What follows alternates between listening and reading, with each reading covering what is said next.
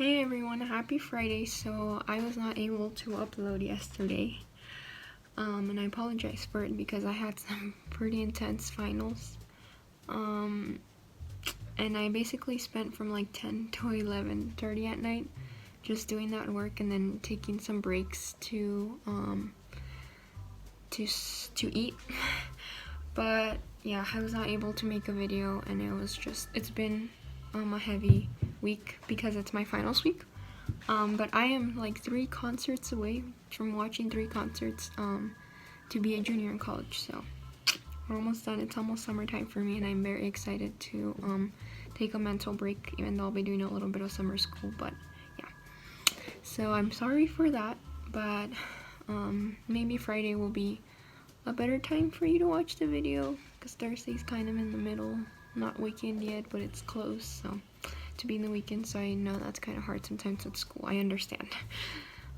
So before we get started, I want to start saying this psalm as a quick prayer, and not that you should pray quickly, but it's something that like gets you focused and ready to go right away. And obviously I'm trying to make the videos less than 10 minutes long, so this is gonna help us all. So I'm just gonna read Psalm 119:18. It says, "Open my eyes that I may see wonderful things in your law." It's just asking God to open our eyes, okay? So today we're going to study Genesis 13. And last week we studied Genesis 12, where God's given a promise to Abram, and then Abram goes to Egypt, makes a big lie, and the Egyptians get great plagues. And Abram just makes a mistake and lies that his wife is his sister, and it's just crazy. So you should go watch that video because it's pretty crazy. So today we're going to continue with Abram's story. Pretty special character. And just as a review, we have Adam and Eve's story, Noah's story, and then now we're on Abram's story, okay?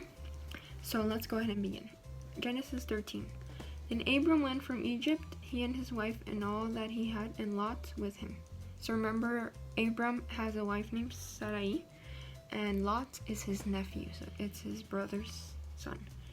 To the south, Abram was very rich in livestock, so cows, sheep, in silver and in gold. And he went on his journey from the south as far as Bethel, to the place where his tent had been at the beginning. So you remember the word Bethel, that's how far he went. Between Bethel and Ai, to the place of the altar which he had made there at first. And there Abram called on the name of the Lord. So Abram returns to his altar, but this time he's rich. I'm guessing he was kind of rich before, but it looks like he's even richer now, so God's just blessing him. Yeah. Verse 5. Lot also, who went with Abram, had flocks and herds and tents. So Lot also had some stuff. Now the land was not able to support both of them, and that they may dwell together. For their possessions, everything they had, was so great that they could not dwell together. And there was strife between them. There was a fight or argument between the herdsmen of Abram's livestock and the herdsmen of Lot's livestock. So a herdsman is someone that takes care of the livestock, and basically we can think of it in one way to think of it in Spanish is like the leader of the campesinos, like a patron to the campesinos. So like there's the campesinos, the people that work the land, and then there's the leader of the people who work the land, who also obviously had to earn his way up there, but he's the one that communicates to their actual boss. So in this story, it's Abram and Lot who are the bigger bosses, and their leaders, their people are fighting. The Canaanites and the Perizzites then dwelt in the land.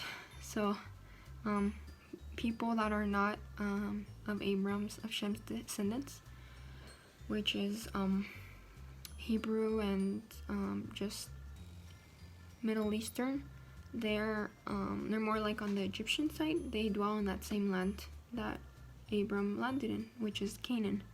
So Abram said to Lot, "Please let there be no strife between you and me, and between my herdsmen and your herdsmen, for we are brethren." He's like, Lot, let's not fight, because we're literally brothers. We're blood. We're similar blood, right? So if you think about, so I have 2 sisters. So I know that when we get older and we have families, I know I'm gonna love their children probably as much as I love them, because they're an extension of my sisters who I really love. So if you have siblings, kind of think of like, oh, when we get older, how much am I gonna love their kids, you know, kind of something to think about. Or how much you love your cousins, how much your parents love your cousins who are children of their siblings. So that's like the brotherhood and how close they were, and they've obviously been living together. And verse 9 says, "Is not the whole land before you? Please separate from me. If you take the left, then I will go to the right. Or if you go to the right, then I will go to the left." So Abram's been very loving and caring, as opposed to his lying in the previous chapter. And he's like, if you go right, I'm gonna go left. If you go left, then I'm gonna go right. So he's trying to be equal to Lot. And Lot lifted his eyes and saw the plain of Jordan. Jordan's a river, a place, and that it was well watered everywhere, before the Lord destroyed Sodom and Gomorrah, which is another story that we will study later. Like the garden of the Lord, like the land of Egypt, as you go towards Zoar. Then Lot chose for himself all the plain of Jordan, and Lot journeyed east. And they separated from each other. Abram dwelt in the land of Canaan, and Lot dwelt in the cities of the plain, and pitched his tent, even as far as Sodom.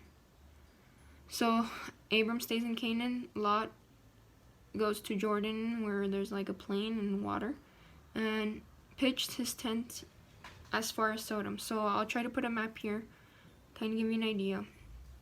Verse 13 says, "But the men of Sodom were exceedingly wicked and sinful against the Lord." So these people are like not good people. They're wicked, sinful. 14, "And the Lord said to Abram, after Lot had separated from him, Lift your eyes now and look from the place where you are, northward, southward, eastward, and westward. For all the land which you see I will give to you and your descendants forever." So here God again is speaking to Abram and giving him yet another promise. And it says, verse 16, "And I will make your descendants as the dust of the earth, so that if a man could number the dust of the earth, then your descendants also could be numbered. Arise, walk in the land, though its length and its width, through its length and its width, for I give it to you." And so this is God foreshadowing. Not only is he being true, but he's also foreshadowing Jesus.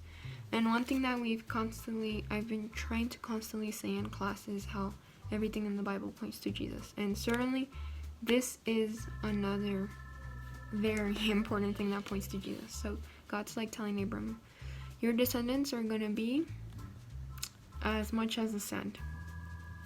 So now, if you are a Christian, you're a believer, then you are joint heir. You're a son and daughter of God, and through Jesus Christ. And Jesus Christ is a descendant of Abram and Adam and Noah.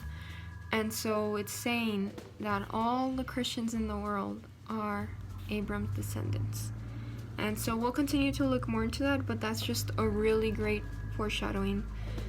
Very beautiful. And Abram probably has no idea, but now we know and we understand, because we have not only a few pages of the Bible, we have the entire Bible.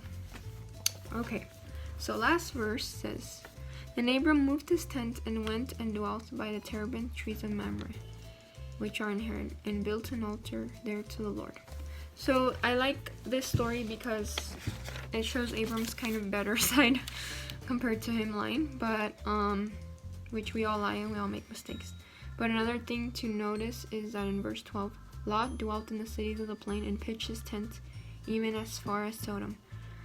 And one thing that I was reading in the New King James Version, because I'm reading the New King James Version for this chapter, and it says that Lot pitched his tent, like he put his tent facing Sodom and Gomorrah. So this just says as far as Sodom, but Lot was pitching his tent towards sin, and that's something that as Christians we want to avoid. If we are making choices for ourselves, which in these times of your life in middle school and high school, where you start making more self-decisions. Who am I going to hang out with? Who am I going to add on Snapchat? What videos am I going to watch on YouTube? what clothes do I like to wear? What sport am I gonna play? This is all new things that you're all like doing and learning, and so yeah, pitch your tent away from the sin is what I'm trying to say. So this was Genesis 13. I'm going a little bit over time, but it's fine.